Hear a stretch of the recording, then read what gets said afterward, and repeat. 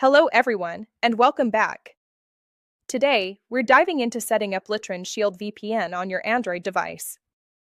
It's a straightforward process to help enhance your online privacy, and we're going to walk through it step by step. Let's get started. First things first, open the Google Play Store on your Android device. In the search bar, type Litron Shield. Now, and this is a really important step, before you tap install, make absolutely certain that the app name and, just as crucially, the app icon perfectly match what you see on the screen. There are a lot of fake VPNs out there, and this simple check can save you from installing something malicious. Once you've confirmed it's the genuine Litron Shield app, go ahead and tap install. Wait for the download and installation process to complete. Then, once it's finished, open Litron Shield.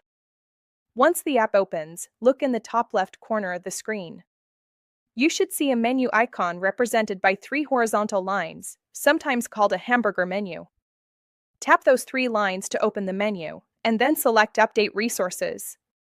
This ensures the app has the latest server list and configuration information, which is crucial for a stable and secure connection.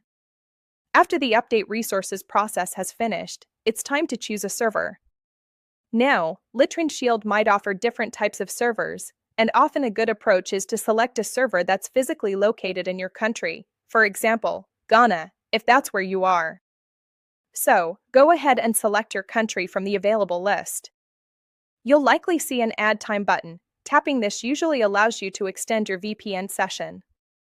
Finally, with everything configured, tap Start to initiate the VPN connection. And that's it. You've now successfully set up Litron Shield VPN on your Android device.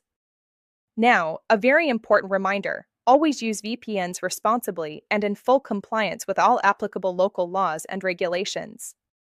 Online privacy is important, but it should always be exercised ethically and legally.